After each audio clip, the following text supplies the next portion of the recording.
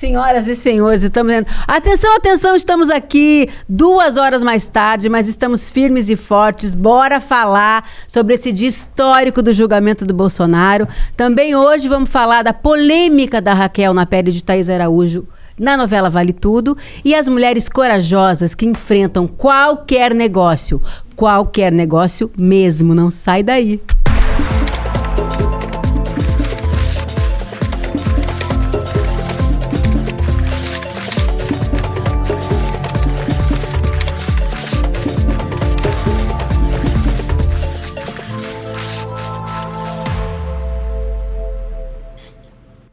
Olá a todos! Mais um Precisamos Conversar entrando no ar. Sejam muito bem-vindos e muito bem-vindas. Eu sou Juliana Baroni e estamos começando agora o nosso programa que vai ao ar todas as terças às 19 aqui no ICL. Hoje, excepcionalmente e por um bom motivo, às 21. Tá? Eu tô muito bem acompanhada nessa bancada de mulheres fantásticas. Nossa cantora Açucena, que não para de trabalhar, é show toda semana, nossa diva. Nossa querida Márcia Tiburi, nossa escritora, nossa teacher. E Sara Zara, teacher gata. Ela que sabe tudo sobre redes sociais. E sobre outras redes também. Sabe. Sarita! Vou dizer uma coisa pra vocês. Os haters de 2018 aqui, ninguém larga a mão de ninguém. Yes. Pegou? Sacou? Você vai poder assistir também ao Precisamos Conversar no Spotify, que está disponível agora, inclusive em vídeo. Ai, meu Deus, hoje está sendo um dia histórico. Dia de ficar em frente ao ICL assistindo a fantástica cobertura. Gente, parece Copa do Mundo. O tão esperado dia do julgamento de Bolsonaro chegou. É a primeira vez que o Brasil julga um golpista de alto escalão. É um verdadeiro salto civilizatório e de relevância mundial. Todos devem ter visto a capa da revista The Economist, com uma montagem de Bolsonaro como aquele homem viking que invadiu o Capitólio e na manchete: o que o Brasil pode ensinar aos Estados Unidos.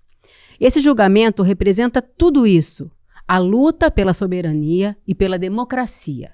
E o melhor é que há provas avassaladoras para que Jair Bolsonaro seja condenado.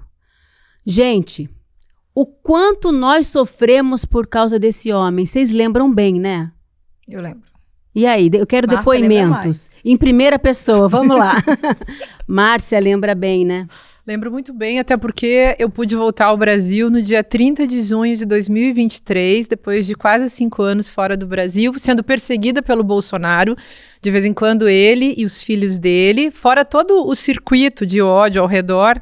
Ele postava nas redes sociais dele fake news sobre mim e eu mostrava nos lugares onde eu andava fora do Brasil. Olha aqui o presidente da República mexendo com uma simples professorinha como eu. Quem sou eu na fila do pão para essa extrema-direita ficar correndo atrás de mim, gente? Eu fico pensando, eles não têm realmente o que fazer. E Bolsonaro foi isso, né? Agora, o Bolsonaro foi uma pessoa que aviltou o Brasil, humilhou o Brasil, destruiu o futuro do Brasil. Muita gente morreu, 700 mil pessoas que morreram. A morte dessas pessoas passa pelo governo de Bolsonaro, porque foi gente que não teve assistência. O que ele fez com a administração da crise do Covid no Brasil é realmente um processo de destruição do Brasil e de um genocida. matança de gente. E o genocídio, que é um assunto, aliás, né, Ju, que as pessoas questionam tanto, se a gente vai buscar os estudos da Deise Ventura, por exemplo, que é uma professora da USP que trabalha no campo da saúde e do direito, ela foi a pessoa, aliás, cujos estudos e investigações levaram à CPI da Covid. E os estudos dessa mulher são muito importantes porque ela mostra como houve, de fato, um processo de genocídio no caso dos indígenas brasileiros, dos Yanomami e outros povos. E acho que isso vale também para pensar uma população de gente idosa, de gente pobre, de gente que precisa do SUS, de gente que tinha as chamadas comorbidades, que foi um termo também que se tornou comum no vocabulário brasileiro daquela época. Então, Bolsonaro precisa ser realmente julgado e condenado. O que eu tô mais festejando não é nem que ele vá pra prisão, porque eu tenho, e, infelizmente assim, eu sou uma pessoa cheia de compaixão e eu consigo ter pena até dessa gente. Eu tenho pena de todo mundo que tá aprisionado, justiçado ou injustiçado, não importa. Todo mundo que tá sofrendo, passando fome, morrendo, doença, eu tenho pena, tenho muita compaixão. Mas tem uma coisa que eu fico feliz, que é ver a justiça brasileira funcionando. Sim. Porque na época do golpe contra Dilma Rousseff, essa mesma justiça não funcionava. E a justiça não funciona sempre, então a gente tem que lutar por ela. É muito bom ver que o sistema de justiça lá no STF está do lado da democracia e sendo guardião da nossa Constituição. Algo que tem que valer para todo mundo. Então é um belo exemplo para a gente começar a fazer uma justiça melhor nesse nosso Brasil, né, gente? Então, eu tenho uma coisa para dizer, assim, ele não foi no julgamento de hoje porque, segundo os advogados, ele não está bem de saúde, a gente sabe que ele não está, mas, ao contrário de você, eu tenho que confessar aqui, eu não tenho pena, porque aquela imagem aérea, né, que a gente viu, aquelas covas rasas, abertas, e os parentes não podendo enterrar os seus mortos, e ele dizendo, e daí, eu não sou coveiro, ou ele numa live fazendo, fingindo, fazendo chacota, né? da pessoa que está agonizando sem ar, eu sinceramente não... Mas, Ju... Eu queria só passar para a Açucena, porque aquilo mexeu muito comigo na época. Eu estava muito... Tenho amigos que perderam, por exemplo, a Rafael Donatello, nosso fundador do série, junto com o Eduardo Moreira, perdeu o sogro. Quero mandar, inclusive, um beijo para a Bruna, mulher dele. Foi muito traumático. E, assim, eu não tenho pena, porque não é possível que um dia a conta tem que chegar para uma pessoa que faz tanta vista grossa e tanto descaso, que homenageia o Ustra. Deixa só justificar por que eu falei isso. É porque, veja, eu não consigo gozar com a desgraça dos outros, e eu acho que tem muita gente que tá um pouco nisso no Brasil. Ok, tá perdoado e tal, mas tem uma outra coisa, gente, que é o fato de que deve ser péssimo você ser uma pessoa dessas. Imagina a vida interior de um Bolsonaro. Imagina que tem? A vida interior de um Ustra. Então, deve ter uma sensação de vazio muito plena. Deve ser uma coisa horrorosa você ser um merda tão grande, você ser uma representação humana do mal radical, sabe? Por isso que eu falo também, é muita miséria. E, claro, a gente vai aprender com isso. Eu acho que tem um puta aprendizado, o aprendizado nosso, o aprendizado das outras democracias.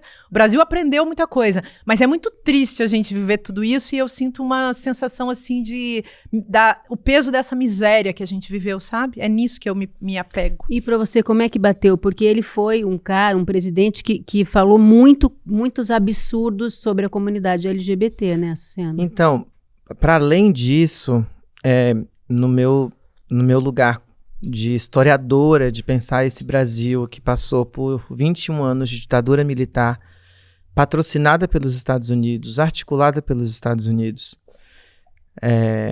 Depois a gente teve uma Constituição em 88. A partir disso, uma luta, um processo árduo pelo fortalecimento das nossas instituições democráticas.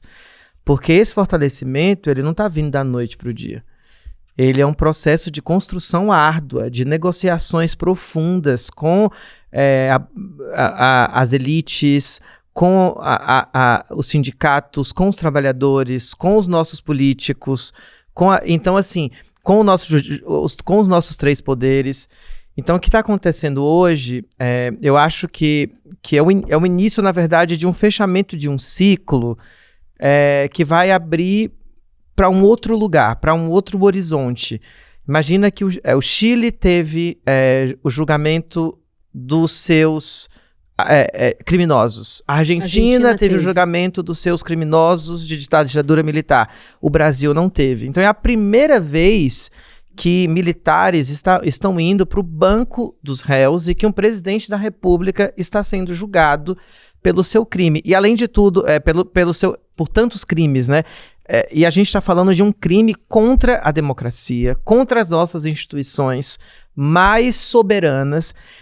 E além disso, essa capa do The Economist, ela é muito significativa porque é uma capa sobre uma questão de funcionamento de instituições democráticas. E se você for para os apoiadores, para as fotos que a gente vê, ou para os vídeos dos apoiadores do Bolsonaro, o que eles pedem para fechar é o STF e muitas vezes o Congresso. São as duas instituições que promovem o equilíbrio, inclusive, do executivo e não só da democracia, e que controlam o executivo.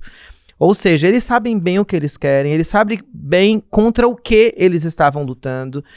E a gente tá, enfim, eu tô gozando, não como uma Copa do Mundo, porque eu não gosto, inclusive, desse sentimento de Copa do Mundo, porque o Brasil precisa, inclusive, sair desse jogo de revanchismo. Sim, isso não é sobre revanchismo, isso é sobre nossa soberania, que é um assunto que eu acho que é o da maior importância hoje, e que algumas coisas que eu vi do Alexandre de Moraes, da discussão dele, é justamente sobre soberania. Vamos discutir soberania nacional, porque é isso que está em xeque hoje com o Bolsonaro ali. Inclusive, a gente está sofrendo sanções do Trump, dos Estados Unidos, tarifaços absurdos, porque a gente está hasteando a nossa soberania.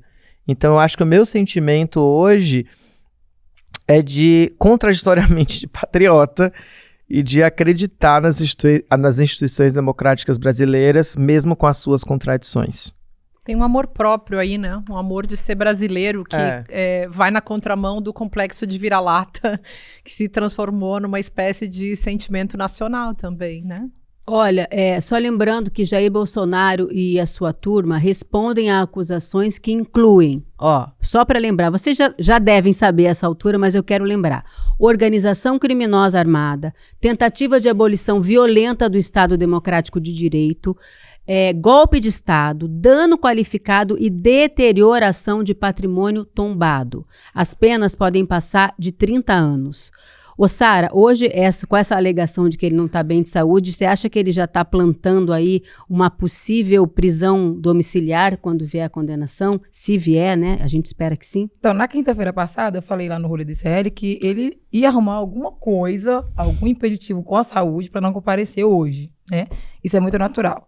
Então, pode ser que ele arruma um outro buraco, alguma outra coisa para poder ficar em casa, preso em casa, né?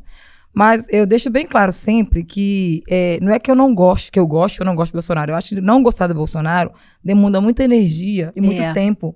Isso é e verdade. Aí eu não posso perder o meu pouco tempo não gostando dele. Uhum. Mas eu não admiro ele como presidente, não é questão política, é como pessoa mesmo. Se ele fosse um peão de obra, eu não ia gostar dele, eu não ia admirar ele por esse motivo. Se ele fosse um pedreiro, um motorista, qualquer pessoa, porque a pessoa do Bolsonaro é uma pessoa que ele escolhe ser uma pessoa irritante, Sim. Uma pessoa não querida, ele faz força pra gente não querer ele perto e não querer saber dele. E o que eu fico mais fudida com isso é porque, infelizmente, mesmo ele sendo essa pessoa indesejável, ele conseguiu implantar um esquema, né, um sistema que mesmo ele morrendo vai continuar. Ele não é tão burro assim. De verdade, ele é muito inteligente porque o bolsonarismo não é o Bolsonaro, é o movimento que ele trouxe. E aí, isso cabe até na esquerda, porque eu já vi várias pessoas tendo um comportamento que as pessoas não entenderam, que o bolsonarismo não é a pessoa se declarar bolsonarista ou ser de extrema direita. É a pessoa que tem o comportamento que compartilha com o que ele trouxe, né? Que é preconceito, que é tudo essas merda aí. E o que eu me deixei mais triste com esse negócio de bolsonarismo por causa da política, porque eles usaram a política, que é uma coisa que a gente precisa muito no mundo que seja limpa, né? Então ele conseguiu sujar a política do nível mais absurdo, até as pessoas mais, leigas no assunto, que eu falo que é pessoas da classe C, pessoas periféricas que sempre fugiram da política, começaram a se sujar, sem entender o que é política, já começaram a entender da forma errada, e acabou com a música pra mim. Eu odeio essa parte, porque eu sou uma pessoa muito ligada à música. Tudo que eu faço tem música no meio, pra arrumar uma casa, pra dirigir. E aí, até então, a gente gostava de todo mundo, a gente cantava porque o povo tava camuflado. Agora, se tem uma pessoa que o que o Bolsonaro fala, o Bolsonaro pessoa fala e reverbera nessa outra pessoa, a gente deixa de ouvir mesmo, exatamente. Né? E é uma pena, porque tem artistas que a gente gosta, a minha playlist que veio, tava pintando a casa, aí começou a passar... Eu Não Vou Negar, do Zezé de Camargo e Luciano. Pois é. Eu amo essa música, mas aí foi me dando um ódio, que eu falei, tá vendo que ódio? Acabou com a graça de ouvir as coisas boas. Mas vou te contar, que traz sorte. Um gatilho, né? Que sorte, porque na verdade, isso que o povo no Brasil chamou de bolsonarismo é totalmente efêmero. É um chá revelação que foi feito, né? Então, o bolsonarismo é a época do Bolsonaro, né, gente? Mas o nome desse negócio é antigo, é fascismo. O nome disso apareceu em 1919, dia 23 de março. Benito Mussolini chamou uma galera em Milão e disse assim: vamos fazer guerra contra os socialistas? Vamos transformar os socialistas em inimigos? E aí isso rendeu história, virou ditadura pela Europa afora, teve o nazifascismo na Alemanha, e aí a gente chegou nessa história aqui no Brasil, que é um repeteco de tudo isso. A ditadura militar já tinha sido um ensaio disso. Toda essa questão tá dada para nós. Faz parte do jogo do fascismo, esse tipo de produção. E tem uma coisa que eu acho curiosa, né? É um líder autoritário. Isso ele teve, um líder autoritário que é grotesco, como Hitler era, como Mussolini era, como Franco era, como Salazar era, como os 5 ditadores que foram presidentes da República aqui no Brasil no período da ditadura. Todos eles fazem a mesma coisa. Putin é isso, o Erdogan, o Orbán, o Modi, e a gente pode... o Milei, né, para dizer de um sujeito, Netanyahu. Bem pertinho, nossos irmãos. Todas essas figuras. Aliás, o Bolsonaro até tentou fugir para lá, né? Então, teve tudo isso. Sabe o que é pior, Márcia? Esse moço, aquela figura, com esse desserviço, com essa ignorância nas palavras, conseguiu pegar o sobrenome dele, mas você não me deixou... pra camuflar crime dos outros. Sim, entendeu? Mas tem um negócio que eu queria te falar que eu acho que é a coisa mais importante. Essa música, gente, sinto dizer, vamos aqui talvez criar uma polêmica grande. Não estraga, essa música não sempre foi fascista. Eu não vou negar que você não, você foi, é o chá de revelação pra você. O sertanejo... Ai, meu Deus, vamos entrar nesse assunto. Não é o sertanejo... Eu amo Chitãozinho Chororó. É o sertanejo universitário. Ele é música pré-programada para produzir lavagem cerebral, ocupar os esquematismos cerebrais, dar para as pessoas os clichês que vão ficar o dia inteiro destruindo o cérebro delas. Pode colocar na conta do brain rot, sobre o qual a gente falou várias vezes aqui, a destruição das competências intelectuais das pessoas. Sinto dizer, podemos discutir isso o resto da vida. Olha, esse assunto mas ela descobriu. De música, esse assunto de música sertaneja dá briga na família, assim como política, sim, hein? Mas eu quero saber o seguinte... Até porque é política. É política. Então, mas eu quero saber o seguinte, nós esperamos também que no final do ano nós tenhamos um Natal sem brigas em família, podendo ouvir sertanejo raiz, ó. Raiz. Mas o raiz será? Olha, não me convida que eu não vou. Eu conheço várias histórias de cisão familiar por causa daquelas eleições de 2018 e também por causa da música. Lá em casa não teve, graças a Deus. Na sua casa não teve? O povo lá de casa é doido, mas não a esse ponto. Todo mundo lá que bom. É anti-Bolsonaro, então... E na sua, Márcia, na sua família? Não, na minha... Ninguém saiu de grupo nenhum? Não, Nossa, constantemente eu não passo Natal. Eu passei a vida inteira fugindo. Primeiro que eu não gosto de Natal, né, gente? Eu já tenho muita encrenca com Natal. Então, pra mim, nunca foi uma festa, assim, importante. E depois, claro, quando eu voltei pro Brasil no ano passado, fui passar com a minha mãe, mas eu não sou chegada em Natal. E na minha família, gente, tá sim de bolsonarista. Mas cria um grupo em família, se eu apareço, a galera faz assim, ó, pluf, eu quero saber da sua família, como é que foi? Não, eu não ousava sair do grupo. Eu falava assim, se vocês quiserem, saiam, mas eu não vou sair. Então, assim, mas você foi uma batalha, foi uma batalha. Não, hoje eu não faço mais isso. Mas naquela época, eu infernizei. Teve gente que ficou assim, muito chateada comigo. Mas eu ia fazer o quê com aquele cambada de absurdo? Claro, parabéns. Claro que eu tinha fez também muito bem. Os meus parceiros, minhas parceiras que estavam comigo me defendendo. E não defendendo só a mim, mas defendendo as ideias, defendendo...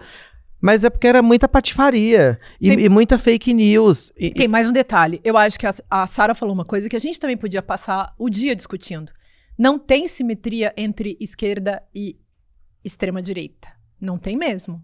Não dá pra gente comparar. A esquerda tem uns defeitos lá, mas a gente não vai conseguir Mas comparar. é que eu vi, tem muitas pessoas que camuflam, elas se camuflam pelo movimento político. Tem pessoas que acham que por conveniência, sabe? Ou acho que eu vou conseguir mais acesso, mais espaço, então vou me encaixar com esse povo da esquerda. Não, canalha tem em eu todo acho que eu vou lugar, conseguir né? mais acesso pelo povo da direita. Mas o que eu fico mais indignada é quando alguém que diz ser aliado de alguma causa, como a esquerda prega, com o movimento bolsonarista. Tem uma pessoa que falou um negócio pra mim, que eu falei, cara, como que essa pessoa se declara de esquerda e que é aliada com essa fala e com esse comportamento, entendeu? Tem um cara Eu falei, meu Deus, isso é absurdo. Isso tem demais. muito. É muito assunto. É Ô, muito gente, assunto. muitos registros desse momento estão sendo feitos. Tem o documentário da Sandra Kogut, se você não assistiu, assista, está nos cinemas, que chama No Céu da Pátria Nesse Instante, e é maravilhoso, não perca. É importante a gente prestigiar o cinema brasileiro e tem que ir logo, porque sai rápido de cartaz, em seguida deve ir para alguma plataforma, mas a gente avisa aqui para vocês, fica essa dica, tá bom?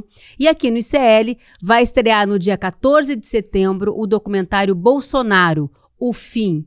Como a democracia venceu o golpe. É um documentário original sobre o julgamento do ex-presidente e integrantes da alta cúpula militar do país, dirigido pela nossa querida Márcia Cunha. Quero ver. Aguardando ansiosamente. Dia 14, hein? Tá vendo? Ganhou tão Quero documentário esse homem. Ai, que ódio. Ai, Mas, gente, mas sabe não, por quê? olha, Porque a que gente não absurdo. pode... A gente tem que deixar essa Registrado na história. então, é uma reparação histórica e é uma coisa educativa para as próximas gerações que não viveram o que a gente está passando. Isso. O que eu acho que... Esse menino, documento nossa, histórico eu acho, é importante. Ai, ele ficou muito É que grande. assim, a gente... Eu tenho um incômodo, mas ao mesmo tempo é necessário. É sobre o antes. Agora eu acho que a gente tem que falar mesmo. Porque a gente está falando de um ex-presidente da República que usou e abusou do seu discurso fascista, que é bem o que a Márcia disse. Mas a gente não pode esquecer que a gente deu plataforma para esse cara crescer. E foram pequenas mídias. Eu lembro do CQC que eu ia falar assistia. Um beijo, Marcelo Tais. A gente ama você, mas olha, vocês deram um espaço. É porque era uma figura excêntrica, tão absurda, mas deram tanto espaço para ele que ele virou um personagem. Mas não é que ele virou. O discurso dele já estava em várias células por muitas famílias e Brasis que só estavam precisando de um representante Ele foi no nacional ponto para certo. ascender diante de uma reação a conquistas históricas de grupos minorizados, de uma democracia se fortalecendo. Então isso incomodava. Você não acha que incomodava ver uma pessoa trans indo ao cartório e colocando seu nome de registro? Você não acha que incomodava uma parada LGBT em São Paulo crescendo cada vez mais? Pretos entrando nas universidades, pessoas... Não, nem entrando, saindo formadas. porque Entrando e entrar ainda saindo fica formadas, fácil. O negócio é ocupando sair. espaços maravilhosos, médicos cubanos vindo ocupar espaços onde os médicos brasileiros não ocupavam. Então, tudo isso foi uma reação cabulosa, onde o Bolsonaro era porta-voz. Posso ser, né? Sabe, Então- sem contar que nunca existiu um discurso apresentando um projeto de governo, alguma coisa. Era sempre ataque. Era sempre Não ataque. teve um Gente, debate que esse Além cara das falava, "Ah, eu vou pautas fazer alguma coisa moralistas, pra né? todos." Além das Mas pautas deixa eu falar moralistas. uma coisa. Foi um fenômeno, eu não acho que estava simplesmente no coração das pessoas, embora sempre esteja. O autoritarismo, ele é profundo. Mas eu acho que tem um fenômeno publicitário. Assim como você pode fazer todo mundo sair bebendo o tal refrigerante, você pode realmente dar às pessoas uma mercadoria que complementa muito, que traz muito para a vida psíquica, que é o ódio. E o ódio foi a grande mercadoria. As pessoas, de repente, começaram a sentir isso e se sentiram empoderadas, socializadas. Então, é o ridículo político. Chegou levinho, chegou fácil, chegou fazendo rir e depois se tornou Mas olha, o maior chegou capital fazendo político. rir, Isso é cara. muito interessante que você está falando. E por falar em ódio, tem um outro assunto aqui de... Essa semana foi polêmica na novela Vale Tudo. Brasil mostra sua cara. Gente, nem precisa estar acompanhando a novela Vale Tudo, mas essa polêmica invadiu as redes sociais. O que aconteceu foi o seguinte: a protagonista Raquel, depois de uma ascensão social, perde tudo e tem que recomeçar mais uma vez do zero. Raquel teve que voltar a vender sanduíche na praia. Até aí, tudo certo. Um arco dramático de qualquer protagonista, será? Acontece que Raquel é negra e interpretada pela atriz Thaís Araújo. E a decepção tanto da atriz quanto do público imperou essa semana. Bom, eu quero aqui lembrar, todo mundo sabe também, eu tô falando várias coisas, mas assim, é só para você lembrar comigo. Raquel, na primeira versão, era interpretada por Regina Duarte, uma mulher branca, e ela, na primeira versão, escolha do Gilberto Braga, não teve esse retrocesso. Foi uma curva só ascendente. Então, assim, as razões são a de que, nas narrativas ficcionais, mulheres negras não fogem do estereótipo, principalmente se são retratadas por autores brancos. Essa foi a polêmica da semana. E aí ficou um sabor de ter, sei lá, desperdiçado uma baita oportunidade de representar uma mulher negra que deu certo e também fazer essa curva só ascendente.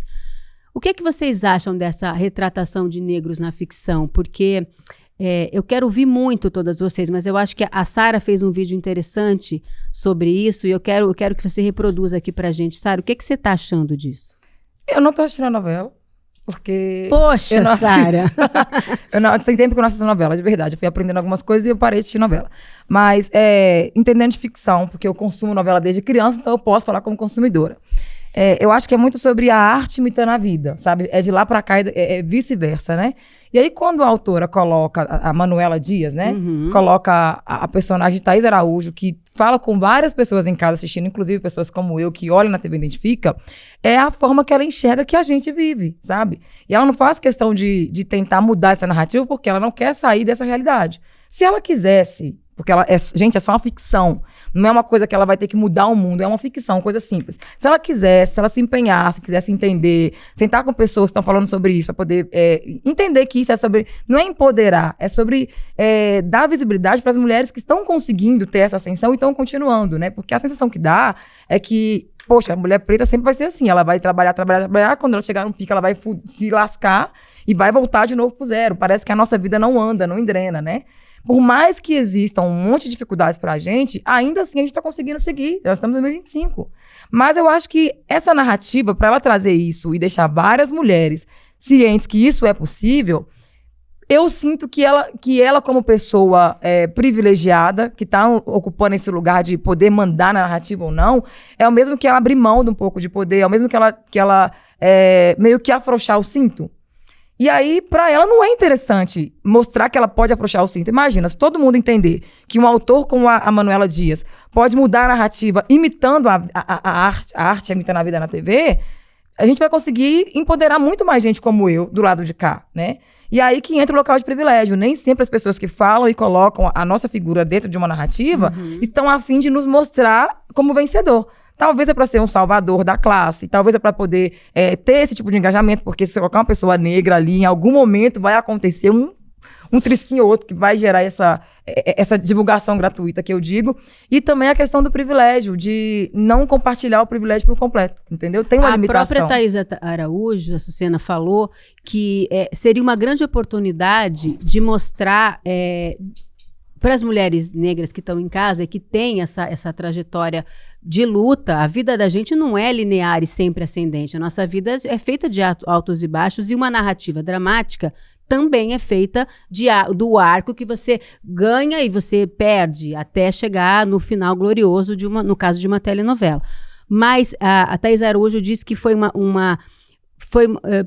que a Manu perdeu a chance de mostrar essa mulher ascendente e que é possível, de mostrar para as mulheres negras que é possível sonhar, porque a ficção, principalmente a telenovela, também tem esse poder, você não acha? Com certeza. A gente está falando de um dos gêneros mais populares do país, que é a TV, que chega em lugares onde outras artes, infelizmente, não chegam com a mesma popularidade, com a mesma pressão.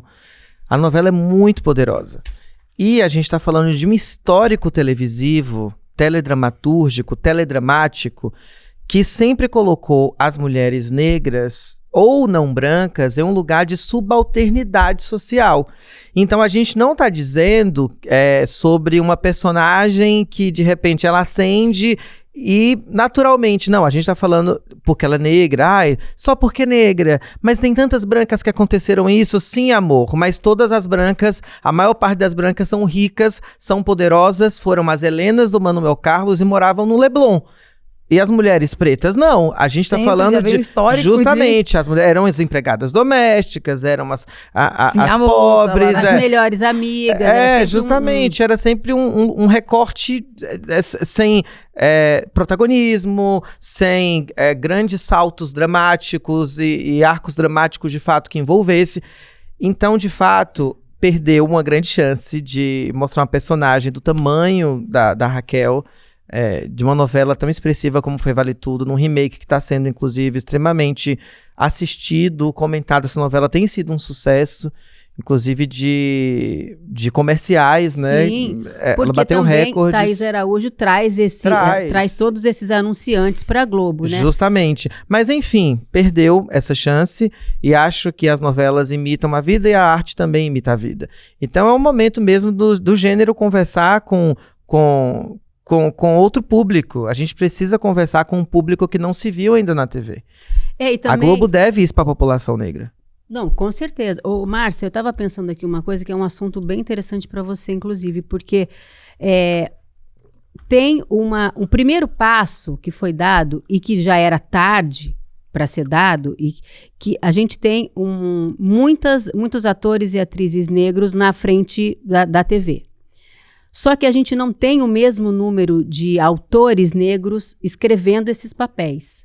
Então, tem uma questão que é o seguinte, a branquitude, a mulher branca, no meu caso, por exemplo, eu li o livro da Djamila, o manual antirracista, e aí aquilo foi o início do meu letramento. Mas tem gente que lê esse livro, esse pequeno manual, que é introdutório, e fala, ok, agora já estou letrado, e não é bem assim, né? A gente são muitas camadas, então eu acho que falta mesmo autores negros que possam pensar exatamente isso que você falou e mudar o rumo da dramaturgia e das possibilidades para as personagens negras, né? Com certeza, né, gente? Começa por aí. Agora, vamos sem querer fazer aula, mas vamos colocar categorias tipo branquitude e negritude. Negritude é um assunto do século XX para cá, Aimé Césaire, né, Martinica, aquela região do Caribe, e Frantz Fanon, e toda uma galera que começa a pensar a negritude. Branquitude é o quê? A ideologia dos brancos e da cultura branca e do texto branco e da teoria branca que tem uma validade, que se coloca como tendo uma validade universal.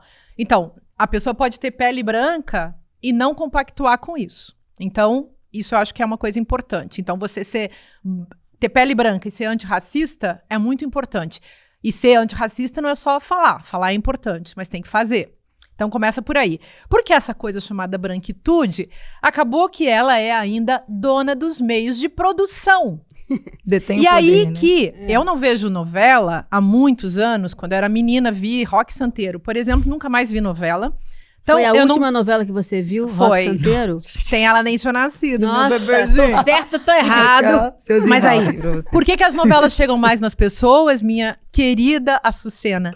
Porque nós temos um negócio no Brasil, que são os donos dos meios de produção. A indústria cultural da mídia no Brasil é oligopólica, né? E monopólica. E aí a gente pode chamar Rede Globo, Caterva e todos esses tipos aí de monocultura mental. É um colonialismo midiático. Eu não tenho televisão em casa há...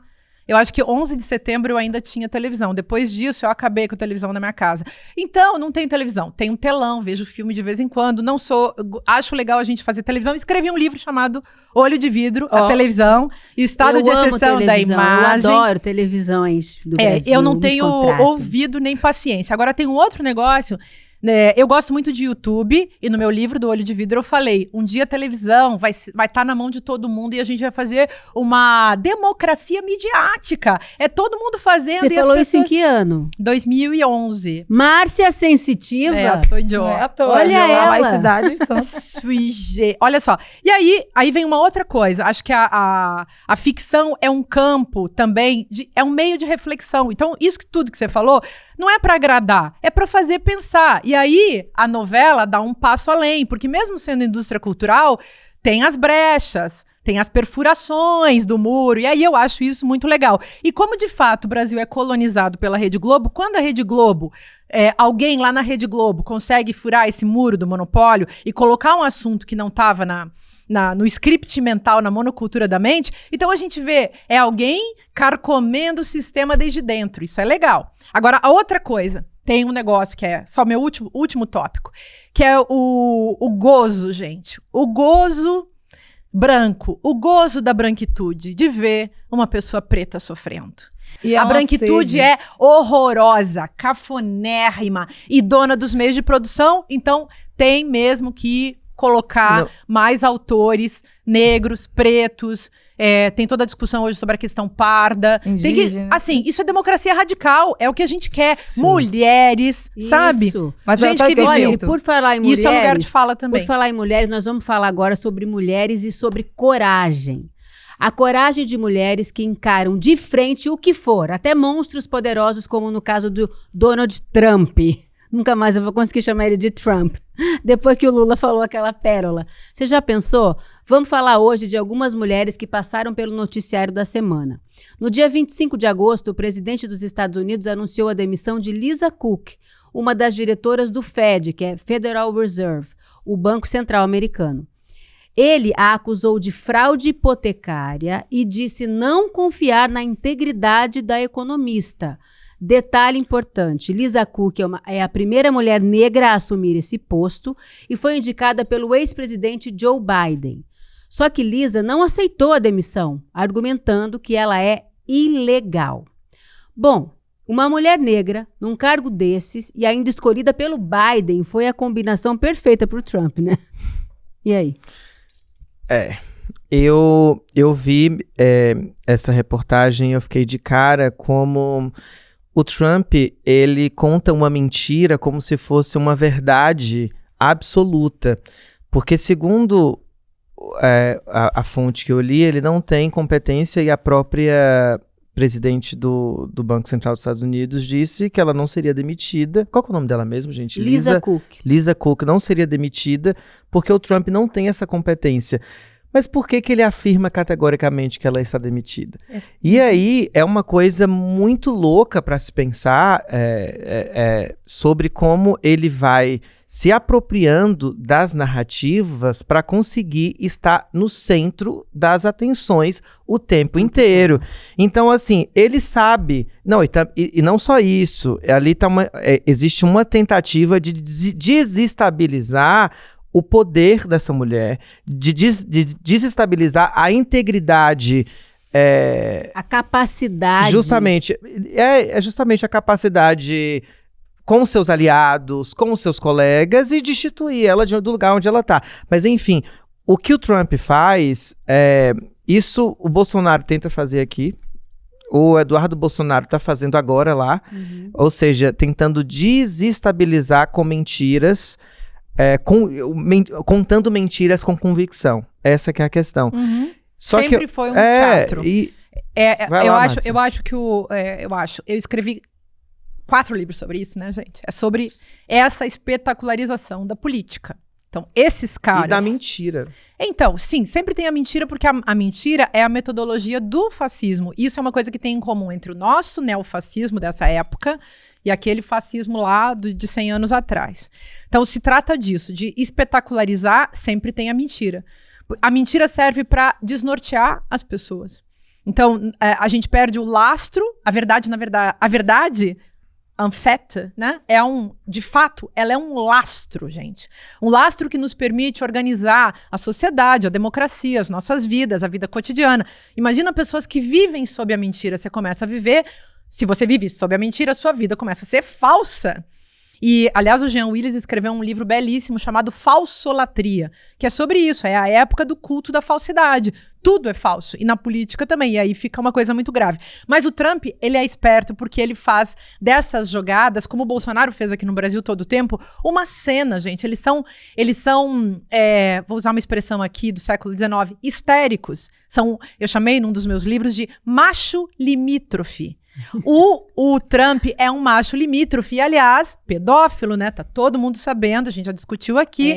E é um sujeito que vive disso. Então, ele não governa, ele desgoverna. E é nesse desgoverno, nesse desnorteio, nessa bagunça que ele cria, nesse terrorismo mental, que é aquilo que a gente chama psicopoder, é nesse psicopoder, tentando comandar a cabeça das pessoas, deixando todo mundo louco, todo mundo perturbado, que ele vai vencendo. Então, isso é fascismo. Ô, Márcia e Sara e Ju, lembrando que ele foi o âncora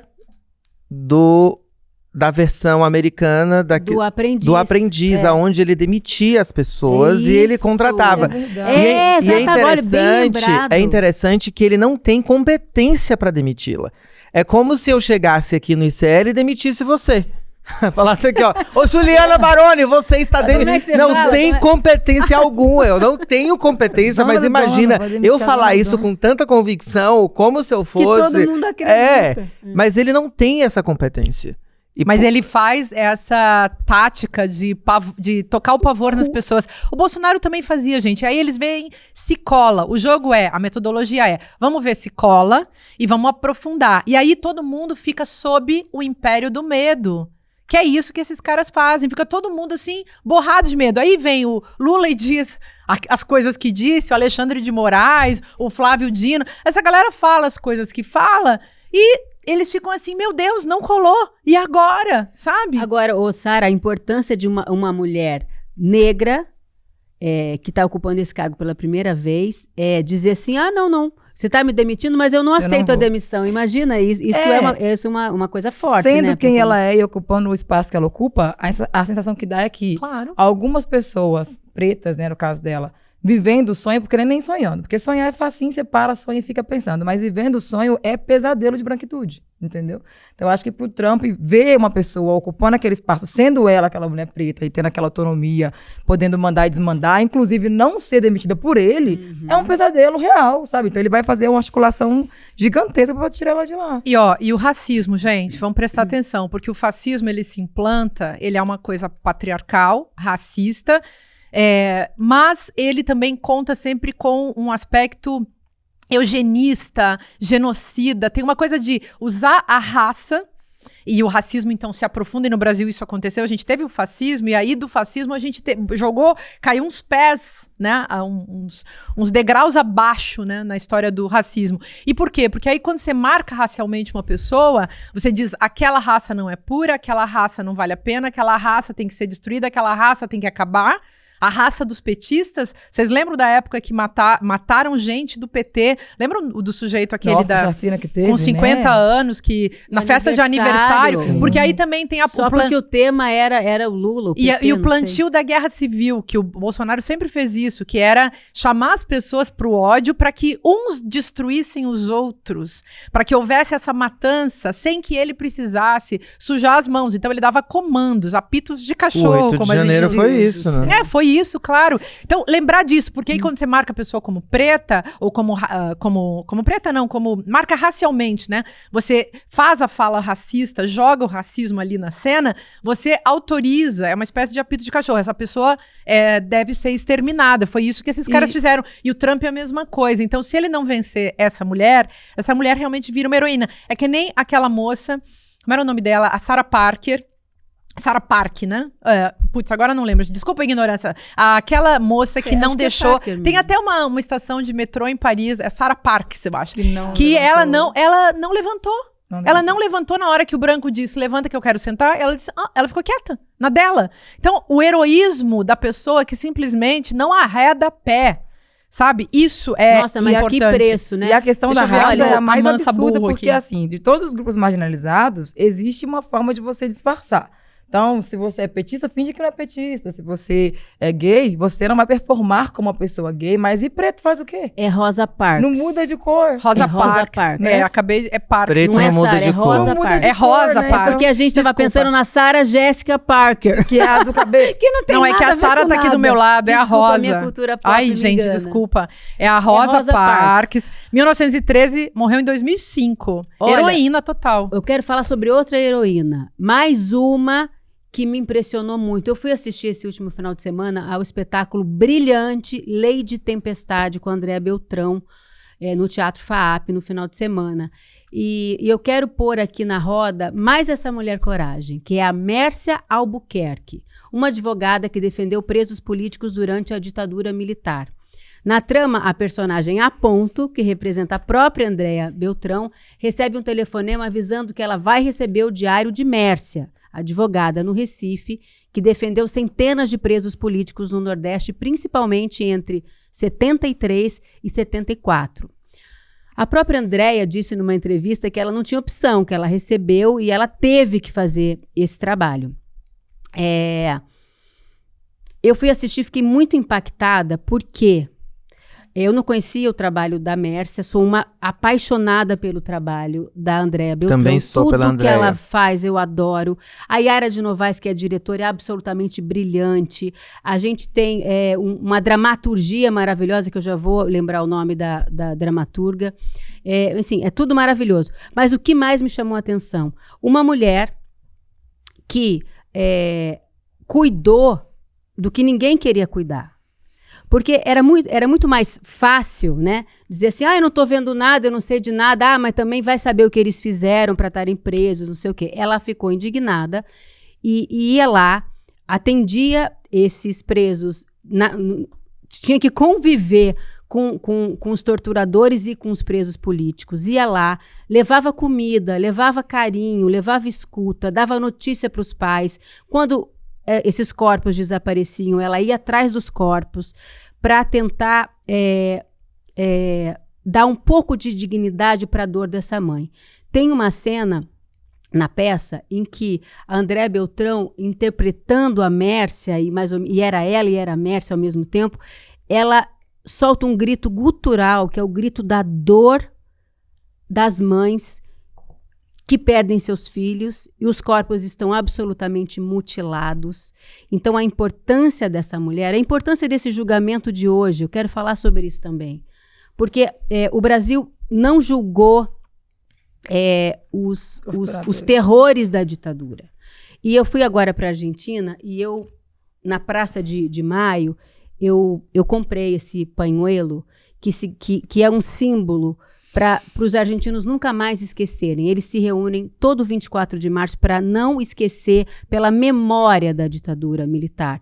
Foram mais de 30 mil desaparecidos, e esse pañuelo foi inventado pelas Mães de Maio, que procuram ainda os corpos dos seus entes queridos, e para ter um final digno, né? Então eu quero colocar isso aqui em homenagem a essas mães que perderam seus filhos e dizer o seguinte, essa importância do julgamento de hoje é histórica, porque a gente tem que ter memória, né, Açucena? Memória. Eu sempre falo isso aqui, vou repetir, o Brasil não teve uma comissão da justiça.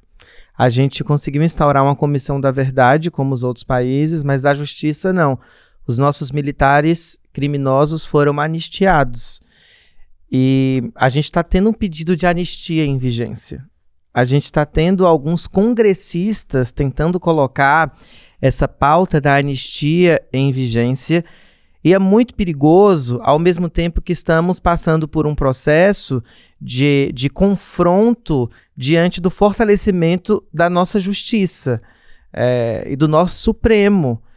E qual é a resposta que a gente vai ter que dar para os Estados Unidos? Para os Estados Unidos não, mas é para o Trump mesmo, mas é para um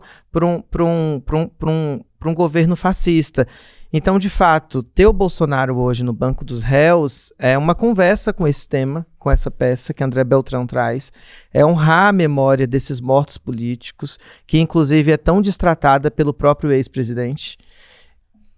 E aí é bom lembrar. Márcia, você é muito amiga do Jean Willis, e na época que o Bolsonaro homenageia a Brilhante Ustra, que foi o torturador da Dilma, para dar aquele voto, quando o Jean Willis dá aquela cusparada, a gente, na época, tiveram pessoas que falaram assim, nossa, mas que exagero, que falta de decoro, como assim um deputado cuspindo na cara do outro, mas...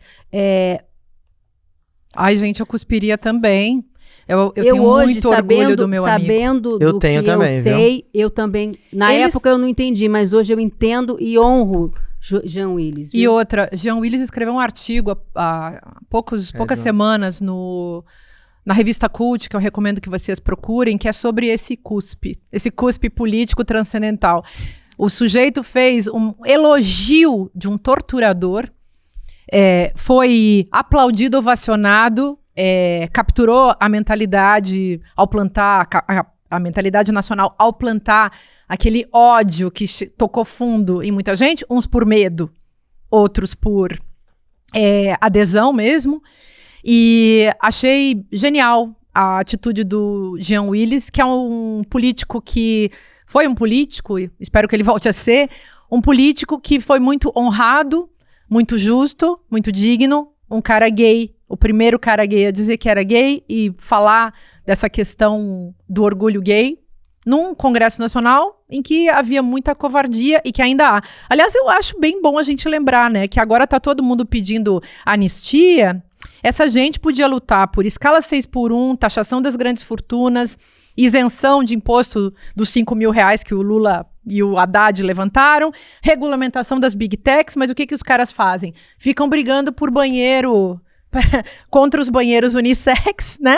E ficam aí pedindo anistia para vagabundo. É claro, eles são todos criminosos, né? Então, é por isso também que eles estão lutando por anistia. Bolsonaro deixou claro, ele e o Bananinha, que essa anistia não era, inclusive, para aqueles que foram chamados de otários pelo próprio Bolsonaro, ao quebrarem Brasília do jeito que fizeram no 8 de janeiro. É só para ele. Exatamente. A anistia é só para ele, gente.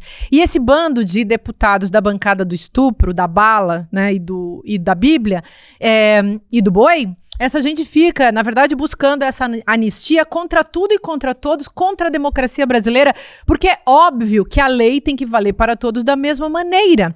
E eu queria também lembrar que você levantou a questão das mães da Argentina, as mães de Maio, e a luta que elas fazem por reaver seus filhos. Gente, no Brasil, a quantidade de mães que perdem seus filhos nas favelas, mães pretas, meninos pretos, tem um genocídio de jovens por parte da polícia militar dos estados brasileiros, que eu acho que também é isso, sabe? Vamos lembrar que a ditadura aqui no Brasil, ela continua valendo pra gente que é preta, mais isso. Não é? O que eu acho que eu sou especialista em ser povo. Então, ai, que maravilha. A parte que a gente chega na gente, mas não chega direito. Parece que sequestraram essa palavra ditadura só no sentido político. Então, quando você fala para um periférico, um pobre, alguém da classe C de ditadura, eles já levam para esse lado político e ninguém quer saber o que é. Eu acho que falta muita informação sobre como que a ditadura funcionou no seu movimento e como que ela impacta até hoje, né? Eu acho que poderiam falar um pouquinho mais sobre como era feita, sabe, assim, na parte mais chula mesmo, como que batia, como torturava, porque parece que ficou tão sequestrado esse negócio memória, no político, que a gente só entende a parte de cima, tá cheio, né, de vídeo no YouTube, da Comissão da Verdade, dá pra ver. Não, mas eu digo assim, esse interesse das pessoas acharem que o Bolsonaro merece essa anistia, as pessoas mal sabem o que é anistia, o seu significado e o que é ditadura. Não, por exemplo, mas eu acho que arara, não acho muito que a Sara tem razão. O pau de arara, que era usado pra torturar, na pesquisa que eu fiz, na época da escola mesmo, era usado, eles requentaram um tipo de tortura que era feito na época pelos portugueses, na época da escravidão. Sim. Que era amarrar, né? E o que falta é isso, falar diretamente, sabe? Eu acho que assim, como que a gente faz para levar para o nosso povo, para a nossa população, os efeitos negativos que reais, isso, né? Tanto as reminiscências da ditadura, quanto o que foi a ditadura, como memória mesmo. Eu acho que o Brasil tem um lapso com a sua memória muito profundo. E, gente, tem gente que não sabe quem foi o Gilberto Gil e o Caetano Veloso, quanto mais saber... Mas didaticamente, eu acho que as pessoas podem começar a fazer a comparação entre o que significa um regime democrático e um ditatorial. Olha no Brasil, a gente está com uma democracia que é sempre um regime cheio de falhas. Mas olha os Estados Unidos, Criança ficando sem pai, tendo que ir depor lá num tribunal sozinha, com 4, 5 anos. Filhos e mães sendo separados uns dos outros. Pessoas sendo deportadas. Aliás, tem o livro aqui do Jamil Chad, maravilhoso, né? Tomara que você seja deportado, que é sobre isso também.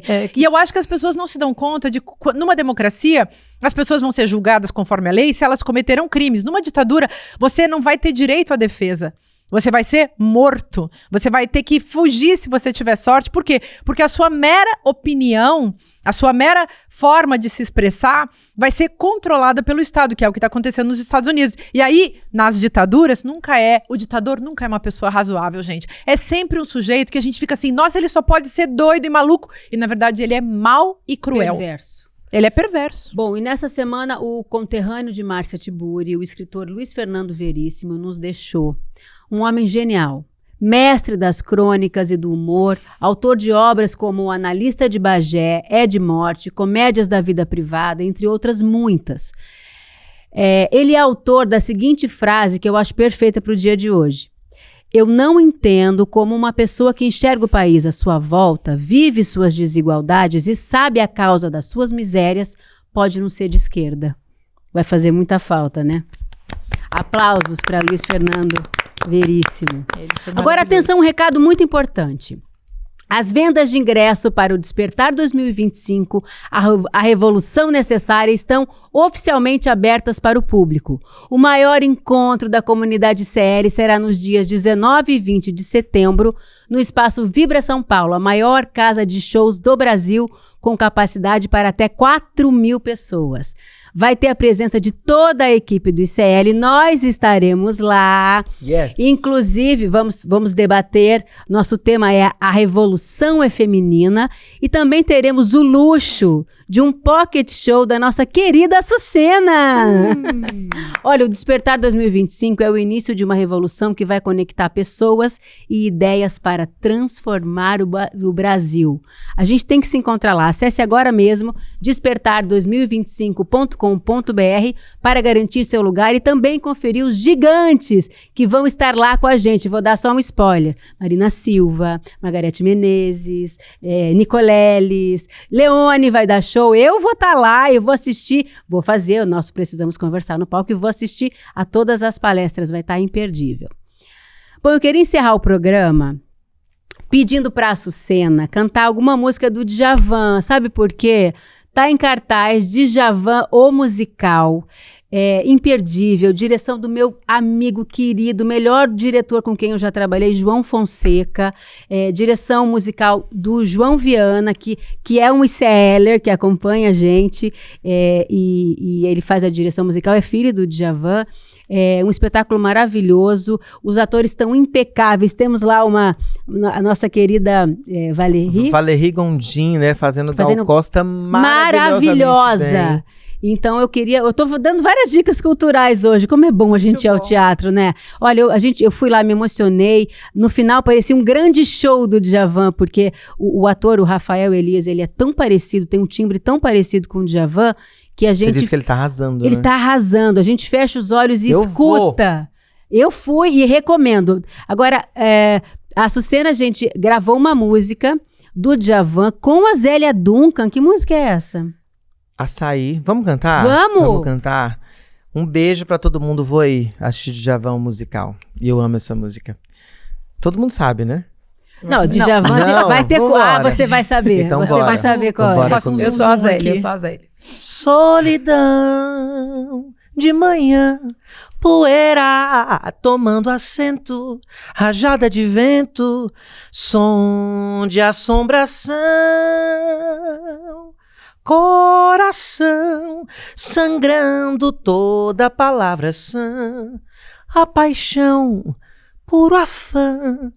Místico clã de sereia, castelo de areia, ira de tubarão, coração, o sol brilha por si, açaí, guardiã, zum de besouro, imã, branca é a tez da manhã, açaí, guardiã, zum de besouro, imã, branqueadas da manhã.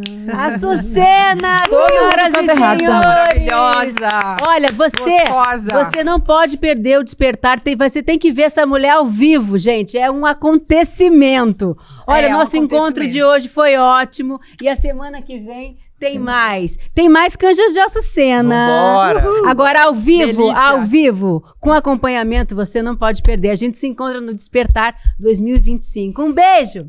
Beijo, gente. Tchau, tchau. Você cantou errado essa cena. Ai, sério? Mas essa música não tem como acertar. não. 6 Essa da música- manhã. Não, que Você acertou. Ano passado estava lotado. Mais de 4.000 pessoas vibrando com Serginho Grosman, Renato Freitas, Fátima Bernardes Mocotó, Bela Gil. Eu me arrepio só de lembrar. E esse ano, em 2025, a gente vai fazer um evento ainda maior. Nunca foi tão necessário reunir as pessoas, conversar sobre as mudanças que o mundo está passando. E a gente reuniu o maior conjunto de nomes para se apresentar nesse palco. A gente vai ter aqui, esse ano, o Miguel Nicoleles para falar de inteligência artificial, a Marina Silva para falar da questão do meio ambiente, Frei Beto, Leonardo Boff, a ativista Leida Guevara, filha de Che Guevara. A gente vai ter aqui também palestras com os nossos especialistas de marketing, de negócio, de redes sociais, falando sobre as transformações que estão acontecendo no acesso às redes, na comunicação.